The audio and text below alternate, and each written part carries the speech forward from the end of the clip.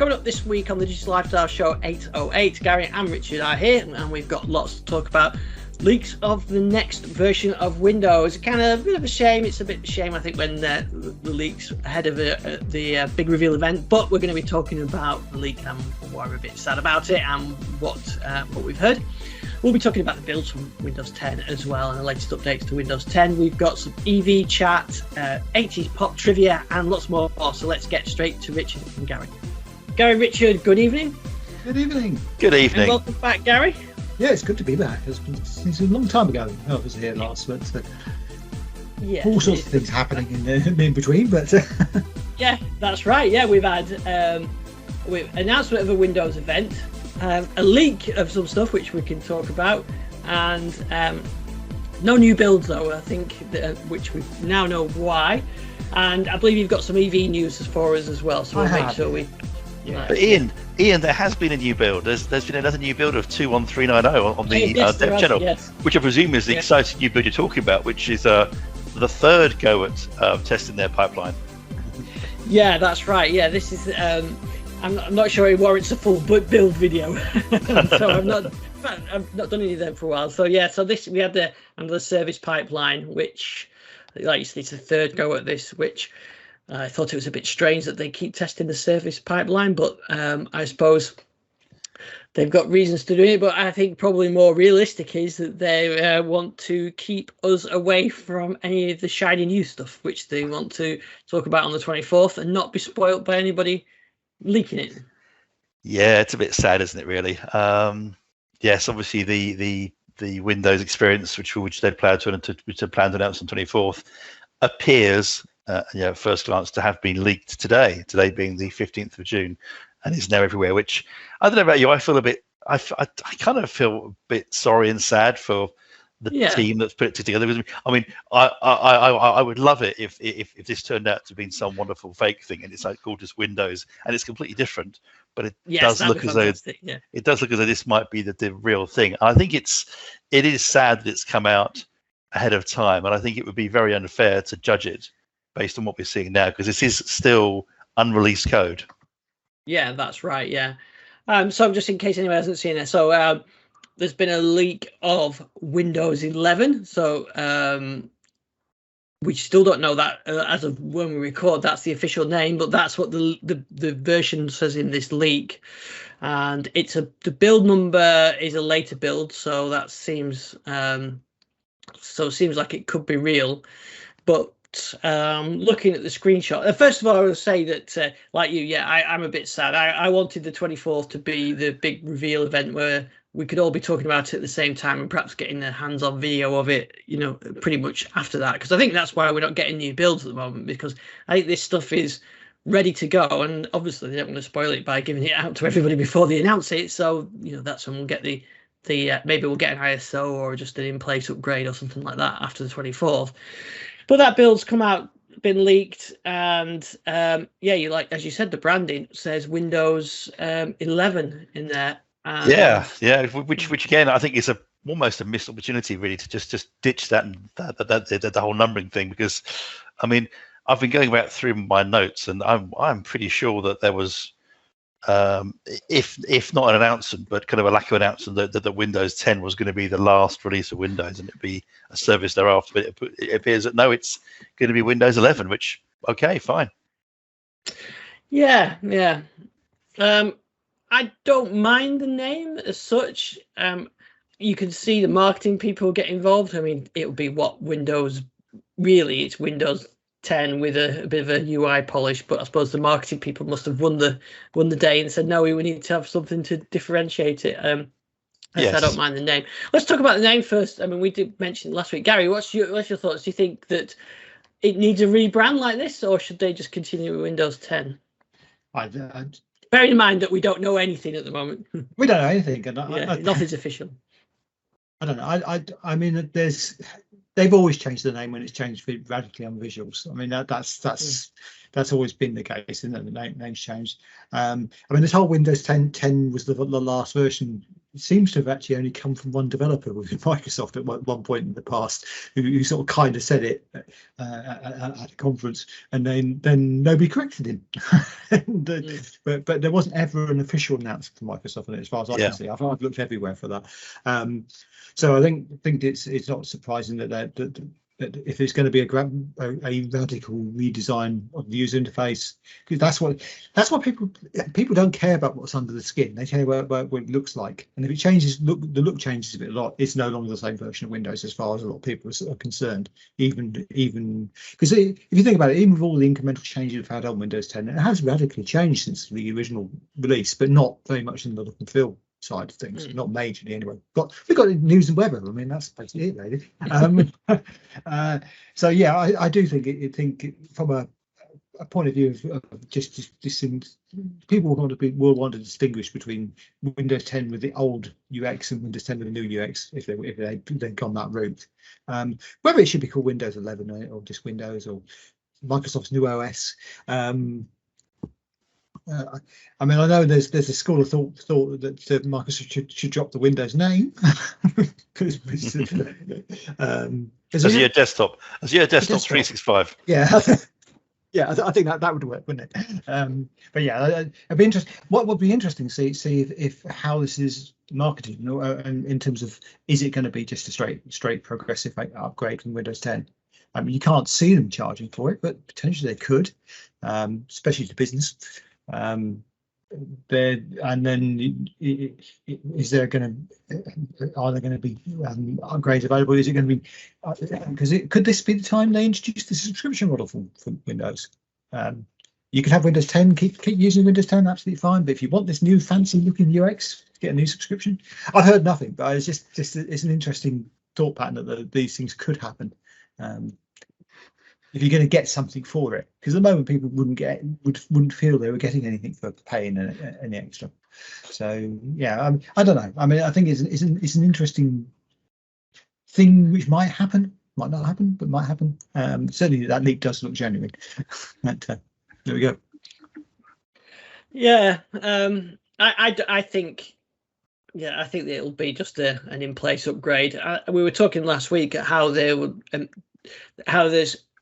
For consumers, they want the the shiny new stuff, but for businesses, we want to keep things the same. So I'm a bit cautious from my day job of saying, oh, I don't want to send a new user interface out, because if they start menus from the left to the middle, that'll generate support tickets. It will. Yeah. Although I think you can shift it back, can't you, to the left? This start menu, I think that can be moved back. And looking at the screenshots, the leaked screenshots, it actually looks very much like the start menu from Windows 10X, which I'm pretty familiar with when I was experimenting with that. And as much I really like it, I think it looks great. But any change in the UI whatsoever causes a headache for enterprises. And I just wonder whether this won't. There's a way of implementing this. I mean, I would also say it causes a headache for consumers too, because you shouldn't mix up consumers with enthusiasts. True. I know an awful lot of consumers who still are not happy about the loss of Windows 7. So they've only just finished that migration, at least as far as they're going to get. And of course, now we're looking at something new again. So I think there'll be a way there already is a way of making that Windows 10X thing look a lot like the Windows 10 start menu experience, except without live tiles, which seem to have gone. Yeah, I'm suspecting there'll be a right-click, a classic desktop kind of option. I remember it's only a few years ago when I still used to see people running the Windows 2000 style start button and everything else. I think it was probably in the XP, maybe even the Windows 7 era, but you could make the start button and everything look like Windows 2000. So perhaps if there's the right-click and enable that, and of course if that's a group policy by default switched on, then that's fine. Interesting. Someone said, I was talking to someone about it at work, and I was saying about this potential for Windows 11, and they said to me, "Windows 11? What do you mean they've only just finished? Windows 10's only just come out." And I said, "Well, 2015, really?" And it's a lot of people are surprised of how long Windows 10's been out, and if you look at the length of time that Windows 10's been out without an update to a new version like Windows 11, I think that's a bigger gap than most of the other OSs, isn't it? Maybe XP or what Vista to 7 or something. Although, I mean, if you were to use Windows 10 at circa 2015 versus now, there's quite a big jump in the GUI and how it looks. There is, yeah, there is. So when you talk, it's for such a branding exercise, then it's all the, as Garry said, all the core stuff really doesn't change. It's just the UI, but that makes the difference in the name. And I'm interested to see how they position it. My personal guess is that it will be an in-place upgrade, that you get it as part of the continuation of Windows 10. And you'll just get it in. It'll be one of those download and install kind of things in Windows updates. But they're going to have to give it some time though before they start pushing that out to users, because I can imagine just an average user just happily working with the classic start menu, and then is an upgrade forced on you, and then suddenly they've got this whole new thing. But I suppose they can do the little pop-ups, can't they, and that kind of thing, saying there's a new version of Windows available for you, download it now, and they'll do it that way, won't they? I guess they'll have to. Although looking at their support cycle, they're going to have to roll it out fairly soon, because obviously enterprises get to go on the LTSC branch, but end users only get, I think 18 months worth of support maximum, or so for a version of Windows 10. So at some point, everyone's going to get it, unless Microsoft plans to keep the old shell running, which I bet they don't. But that doesn't look to be. Again, all we're looking at is the leaks, and as I said, it is unfair to comment too much on the leaks, but it doesn't look a whole lot different. The start menu's changed a bit. You got the 10x start menu, you've got rounded corners everywhere now. But aside from that, I guess Explorer looks quite difficult now. But again, it's a leak, so I don't know what's going to actually be there when it finally gets released. Yeah, that's it. And going for rounded corners, and say if you really want an idea, have a look at some of the Windows 10X stuff, which is all publicly available, and Microsoft have, you can. I don't know if you can still get it. You probably still get the emulator. Actually, I don't know whether they've withdrawn it, but it's going to be it's going to be interesting how it looks to users as a new thing. Yeah, and of course it's got news and interests front and center. Yay! That's common, isn't it? That's gone really well. Actually, that news and interests. That's a good point. That from what I've seen of the leaked screenshots, the news interest isn't there. I've seen it in some. Oh, have you? Okay. Yeah. I wondered whether that was just never didn't make the cut or something like that. But yeah, in obviously it's lurking underneath widgets, I think. So it is there. It would be astonishing. It would be astonishing if it wasn't there after all the grief it's caused in recent builds. I don't know about you, but I had a few people. I had a few people contact me thinking that they'd had some malware installed when news and interest suddenly turned up in their taskbar uninvited. Yes, it just appear without any notification, doesn't it? Yes. Yeah. I from if it looks like Windows 10X, I think it'll be quite nice. I always like that. I'm just gonna sneeze now. Yeah, I think they're taking a big chance. I mean, again, looking at some of the screenshots that we've seen and what I've played with, I think one big chance they are taking is moving that start button to the center of the screen, which I think is, I can see a lot of people, your muscle memory from Windows 95 is to have that start button in the bottom left-hand corner. So it's that, I'd say, is quite a major change, and we'll see how long that lasts for. Yeah, I wonder how many people just put that back and they get the feedback. I mean, just the whole idea of a more modern UI, I think, it just seems a bit of, it's very unlike previous versions, previous updates where we went and said and there's a new version coming out. This is the first beta, and this is how it looks, and we all poured over it. This is kind of different, isn't it, this time, because this is the fix. You're not going to be able to avoid this, I don't think. Yeah. I just think it's a shame that we've kind of lost the big reveal event, but like you said, these are leaks. This could be totally inaccurate, or they could be really accurate. But I'm not going to watch any of the videos. I'm going to wait for the presentations, and I'll have a play with it there. And one thing I did think was interesting, that I believe it's got a startup sound. Yes, yeah, they teased that, didn't they? Yes, they did. Yeah, I spotted this on the Windows YouTube channel, and actually, it's really interesting if you're into that kind of sound scaping thing. So what they did, they made a video of some of the startup sounds from various versions of Windows.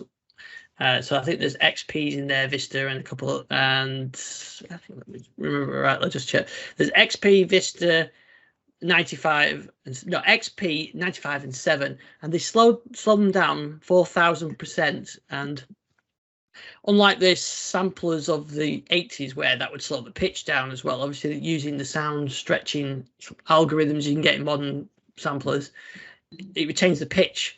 So you get this really ambient sci-fi kind of floating sound effect, which I thought was fantastic. And they put it with some little videos with it. But I'm guessing that was the reason why they did that, was because the startup sound is coming back. And did they actually have a reason why they got rid of the startup sound? Was there a reason why X8 and 10 don't have them? I understood it was they lost it, or they sliced it down, certainly Windows 7, to make startup faster. But right, maybe that was it. Gary, perhaps you'd know more than me.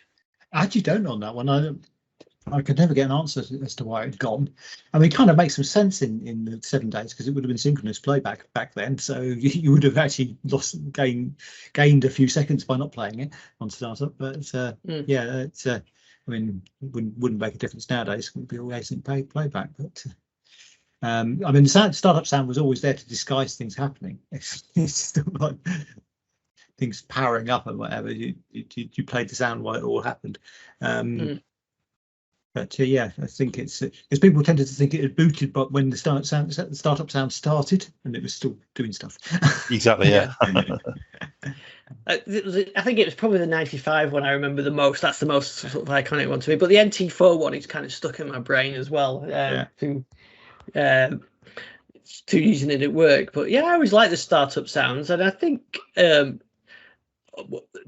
amount, the effort that went into them as well, isn't it? I think it wasn't Brian Eno did one of them, and somebody else. I think Brian Eno did the 95 one, and there was someone else famous that did one of the later ones as well. But there's a massive amount of effort that went into all that.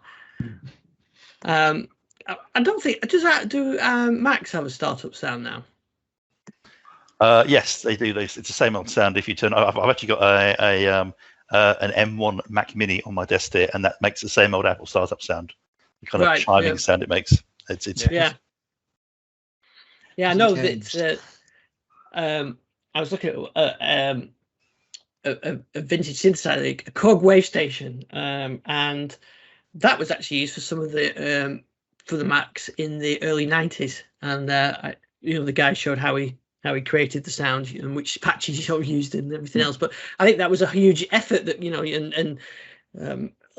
but anyway, the startup sound is back, but I haven't heard it yet, so I'll probably not hear it, and I'll wait for the event, because I'll be excited to hear that. So maybe we'll start to see that. But I don't suppose the only thing is people don't start the machines up like they used to. I mean, like my Surface laptop here, I never start it apart from to reboot it for updates.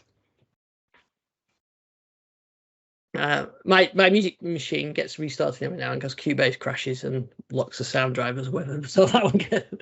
But yeah, it's. But I think. I think startup sounds cool. But anyway, if you get a chance to watch the video, I've got a link in the show notes. But to get a chance to watch the video, I thought it was quite interesting how they did this soundscape through the. So this is. I was just doing a dive on startup sounds and just found that you can turn on the startup sound for Windows 10. You can, and it is the same as Vista. There you go. You have to disable fast startup to do it. Right. I don't think I'll do that. No. I like mine. So we're talking for the event is next week, isn't it? Next Thursday. Yes, it is. Yes, so but sadly now, well and truly spoiled, it appears. Yeah, it's a shame. I know these all these usual suspect websites all need the clicks. Oh, they want the clicks, so that they put them on there. But it is a shame. I do feel for Microsoft that they've got, especially the people doing the event. But I suppose it's probably also a relatively small people. Yeah, and also what's being looked at and being shared around may not be the actual build that gets into people's hands. That's what I think is we should make clear, that what's being shown might not be what actually ends up being delivered. It's kind of, you got to have that health warning as well. Yeah, that's right. Yeah, and seeing people criticizing it already on Twitter, usual suspects, seems a bit. It's a bit low, I think, really, to start criticizing an OS that hasn't been released, or it's just a leaked version of it. But yeah, and I always think that the same people that criticize will be criticizing this new OS for various faults that they pick on it will probably be the same people saying that Microsoft should update the OS and why have we got the same user interface? So they're kind of a bit sort of damned either way, aren't they?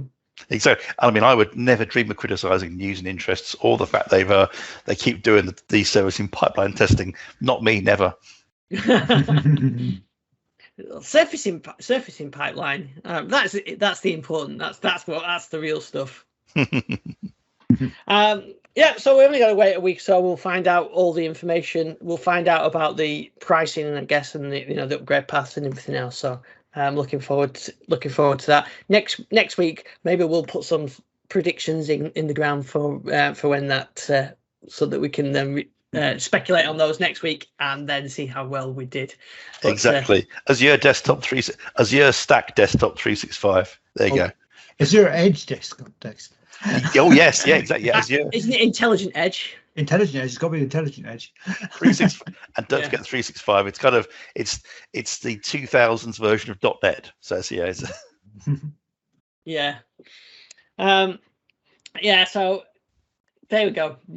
Leaks there, but I'm looking forward to next week's event now, just to really find out more about it. I did see a couple of sites saying that the Surface Go 2 is being heavily discounted at the moment. So, last week we speculated whether we'd see some hardware. Maybe we'll see something like that from the. Maybe we'll see a new Surface Go. I doubt it, but you never know. Trying to think what's coming up for which one is the longest in the tooth. I suppose we'll also possibly see the first of the Windows ARM dev boxes, maybe. Yeah, maybe. Yeah, we'll see them running there. I'm hoping we'll see a Neo running Windows 11. Okay. Oh, to answer your question of earlier, Ian, it's Robert Fripp. Robert Fripp, that was who I was thinking. Yeah. Prog Rock makes even way into Robert Fripp, King Crimson, and married to Toya, isn't he? Yeah. There you go, pop fans. Wow. What have you forgotten that you know that? Well, what I don't know about 80s music, well, it's not 80s. Robert Fripp's not 80s, Toya is. But yeah. I tell you something else that popped up on my screen. New UI. Have you seen this little Bing search button thing that pops up on the desktop widget? Have you had that? No. Oh, let me share this. Ian. Yeah, exactly. You must be the A of the A/B testing. Yeah. Well, let me share my desktop. So Ian Dixon putting the A into A/B testing. There we go. Oh, it disappears when I. How do they know? Yeah, it's disappeared now. There was a little edge icon there, and if I stop sharing my screen, it reappears. That's clever. Ooh, so I can't show you. You're not allowed to show it, obviously. It's all secrets. Yeah. Oh, well, I'll screen grab it and I can show you. So, yeah, this appears. And then let me try and see if I can open it. And then it gives me a little search box. Of course, it says something went wrong at the moment. But, I can maybe show you now. Yeah, there you go. There it is. When I expand it. So this is what it looks like. That's the icon there in the top. And I click on it. And then you get the little search box there. And then you minimize this through that. And then, of course, it disappears now. But that's what it looked like. So it asked me if I wanted to put it on, which so I said yes. And yeah, a little search box. So it's like a quick way of searching. I don't know how many more methods I need to search because I can just go down here in the start menu and search. But I kind of liked it, but I thought it was a bit of an odd thing. Somebody's obviously worked on that, but it's a bit like the news and interest, really. It's whether anybody's ever asked for that, but there it is. Now, the other thing I was going to say, we talked about builds. We did get a update last week, but it was really minor, wasn't it? This was for the not the servicing pipeline one, but the beta and the release preview channels, just a KB that knocked the build up one, dot. So it's 19043.1052. And it was just a security update, but that was I guess it was Patch Tuesday last week, wasn't it? So that's why that would have been out last week. Yeah.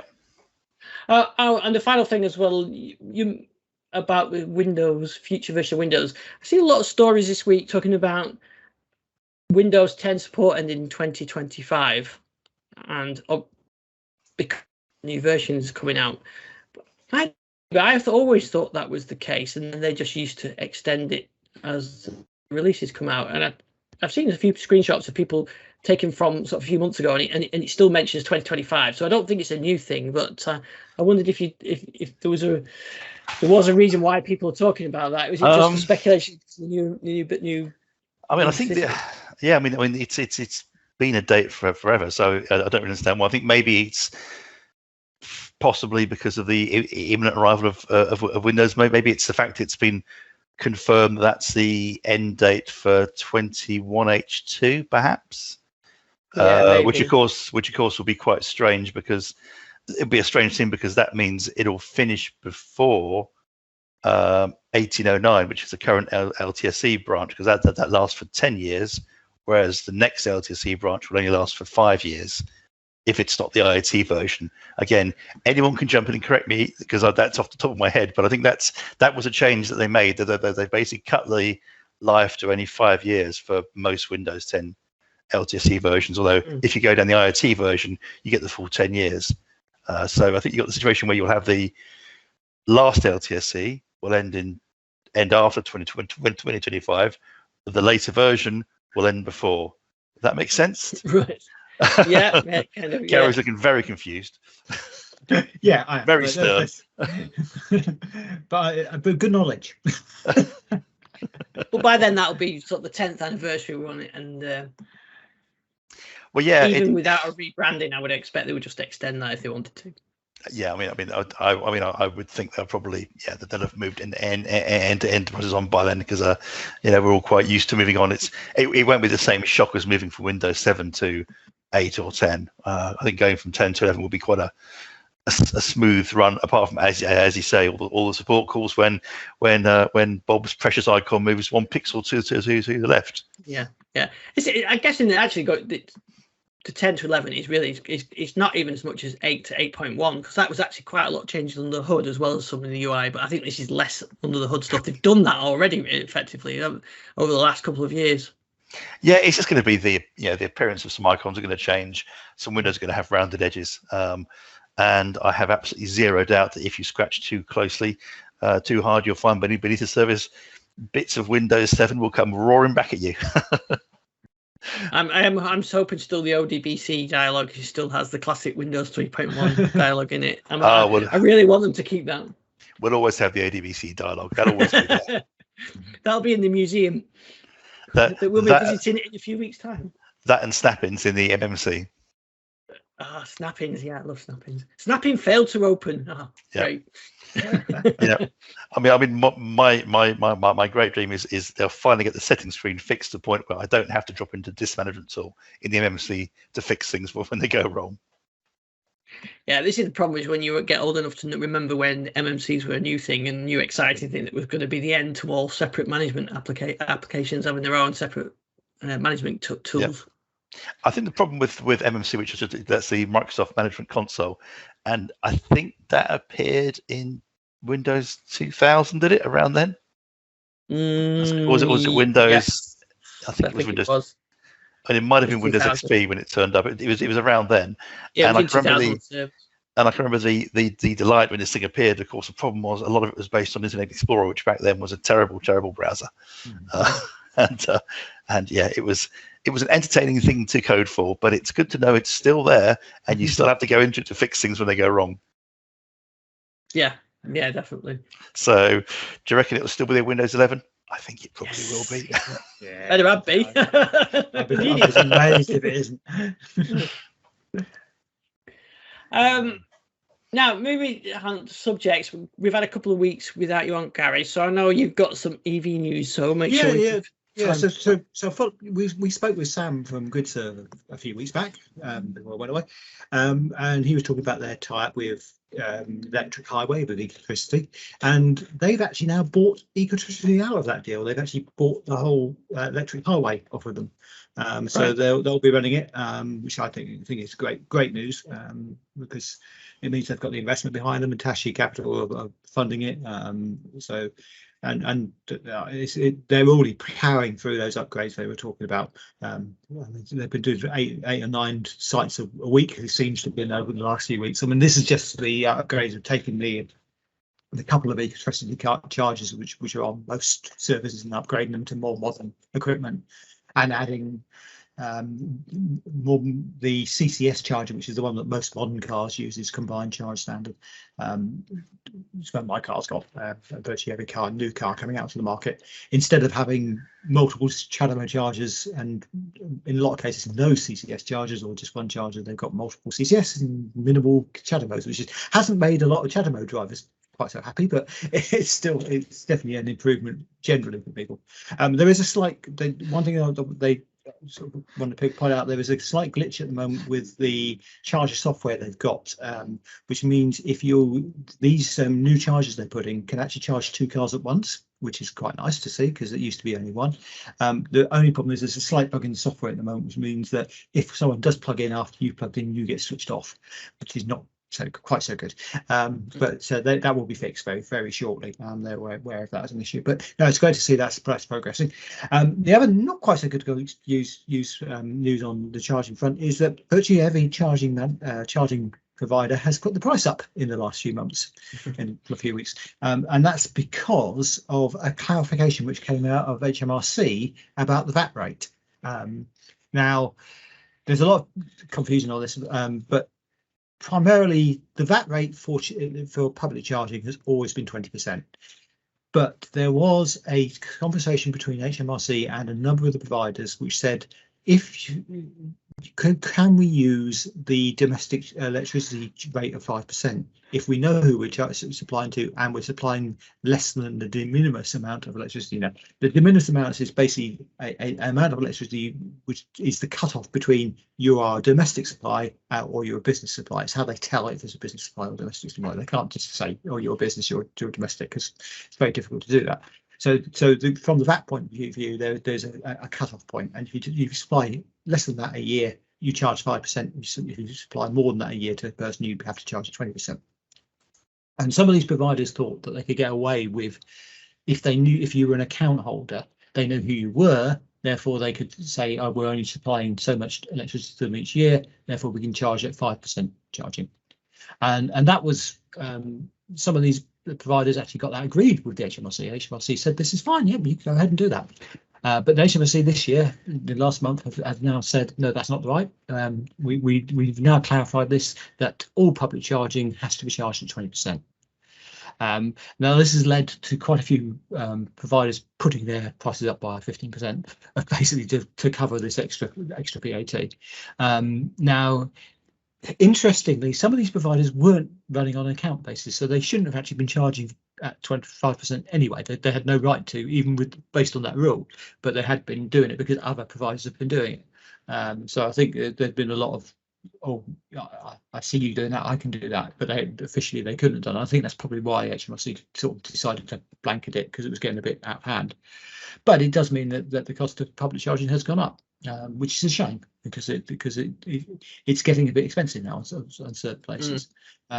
Still not an issue, because most people charge at home, and the on-street type 2 charging is still particularly cheap. I mean, last week when I was away, I was public charging a lot in car parks and things. And my whole how long was journey? 820 miles in total, and my cost of whatever I plumbed into it, because I got a lot of free charging, was £27 away and £30 at home before I left. So £57 in total for the whole trip, which isn't bad really, I guess. No. So yeah, I mean, and there's still a lot of free or very cheap public charging out there, especially sort of council car parks and the like, where some of them you can just charge for paying for parking. In other places you pay for charging, but you don't pay for parking. So the offset is good there anyway. So and where I was, there was a lot of charges you could actually pay £2.20 for and charge for as long as you like Tom, which is quite good. And that was actually an interesting scheme. That was a company, a body called Charge My Street, which have this system where you sign up for them, and at the moment they only operate in the northwest of England. But if you sign up to their scheme and you haven't got the ability to have a charger at home, they guarantee to put one in near you. Right. So because I can't remember how far away it is from your home, but it's not that far. So they will put a charger in somewhere. And these are actually like the little home chargers. They operate in exactly the same way, but they just have to be on the street somewhere and you can plug into them. So it's really quite clever little scheme they've come up with, and not very expensive to sign up for as well. So I was quite impressed with that as a potential solution for the people who haven't got on-street parking. Although that's actually, off-street parking, that's actually a very small percentage of people who have got cars. I mean, I know it's going to be problematic for city centres. But I guess at the moment people are trying to drive cars away from city centres anyway. Yeah. But yeah, I mean, that was sort of a couple of key stories. The other thing on Grid Service, they've got planning permission for a couple more sites, which is good to see, including one on the A1 outside Stevenage, which I think will be a very key site. It's a bit of a charging void there, so that's really good to see that coming along. So yeah, in all, I mean, yes, some negative news on the pricing, but some really positive news in terms of reliability and availability of the charging network at services, which for lazy people is a good idea. You don't want to plan your journey, it's definitely a good idea. But the other thing I experienced on my journey up was that I came across a number of charging hubs I just didn't know existed. There was a new one off the A1 northbound, which was 6 chargers just sitting there quite happily. And then the Multi-Fuel Group, which is one of the providers of petrol stations, have actually started putting in charger banks at some of their forecourts. Well, I stopped on Coes Hill, which I think it was 8 chargers. I mean, I was the only one charging on them, but it was 8 chargers, and they actually had canopies, so you could keep dry while you're charging, which is lovely. But yeah, it's good to see all this development starting to come along. Yeah, it is. Yeah, and. Yeah, we'll see. I mean, when I head down to Cambridge, I'll be using petrol. It'll cost me more than it would have cost you to fill up or to charge up in petrol. So you can see where the savings come in. Yeah. Oh, yeah, definitely. I mean, obviously, I'm not travelling quite so far, but that journey will cost me pence to get there. So. And I will obviously come in the ultimate eco car in that my car is 30 years old. So all the times you have to build new cars, my old car will still be going, but it will cost more to run. And I think that's actually a really good eco point. If you can keep it running, keep it running. Yeah, absolutely. Yeah, I'll expect a tour of your car, Richard. But yes, and I expect I'll be able to also probably do the journey for less than Garry, because I will probably break down 3 miles outside my house and get relayed there. The back of an AA truck. Exactly. Yeah. That's all up here. Factor the AA membership cost into that. Exactly. Who needs charging points when there's a relay van to come and tow you places, which I think is probably what's going to happen to me in my ancient car.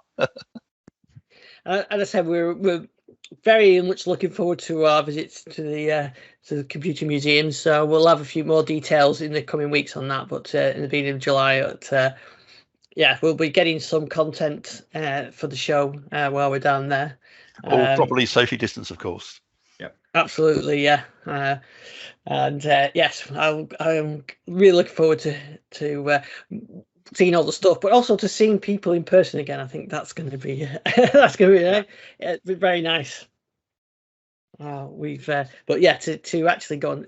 I mean, I've talked to Jason for a long time, Jason Fitzpatrick from the Computer Museum at Cambridge, and it'd be very nice to actually get to go down there. Yeah, will be. I'm looking forward to that. Have we got any other items we want to go through before we close for this week? No, I think that's pretty much it. Yeah, so we covered everything I had, I think. We can have our sweepstake on next Tuesday ahead of the grand unveiling of the leakage.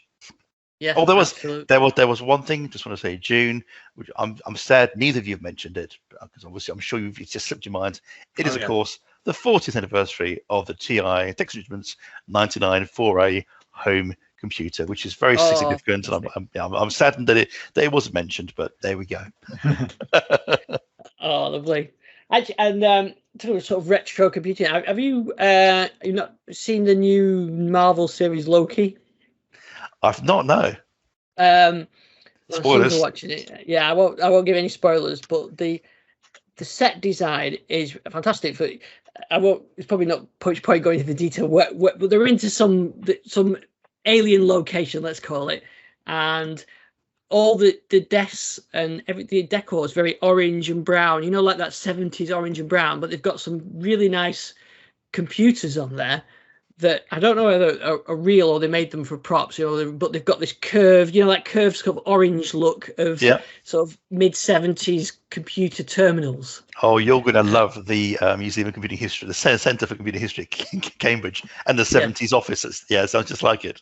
Yeah, exactly. So, if you do like that series, look out for that as well. I also spotted the not vintage Korg Volca synthesizer being used in one of the rooms, but I think as a prop, for the set design prop. But I know what it is, and of course I paused it at that point and showed the rest of the family what it was, and they kind of looked at me blankly. And were they really impressed, Ian? Were they very impressed? And did they say, "What have you forgotten that you know this"? I think they're getting back with a theme there.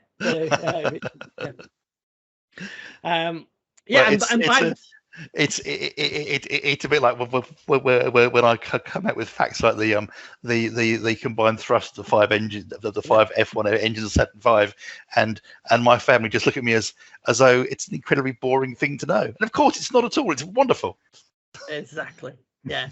Like people wanted to know that Toya is married to Robert Fripp, who did the sound music and was in King Crimson. That is important information. It is. Did she also do a voice of one of the Teletubbies? Or was that somebody else I'm thinking? No, it was. You're right. Oh, there we go. Not the voice. I think she was the narrator. Yeah. So there you go.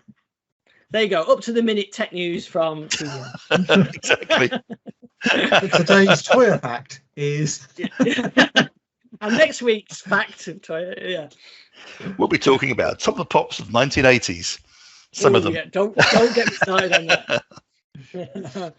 I'll get my retro keyboards out. Right, then Gary, where can we find you? You can find me at Garry WMA on Twitter with 2 R's, and also Fascinating Tech. And we will be getting this issue out. I've been promising it for months, but we are getting spring summer issues coming out very, very shortly. There's some cool stuff in there. Excellent. And Richard, where can we find you? Mostly on Twitter at Richard_Speed. Excellent. Well, we'll be back same time, same place next week. You can find me on Twitter at ISDixon, and we'll see you then. Cheerio. Yes,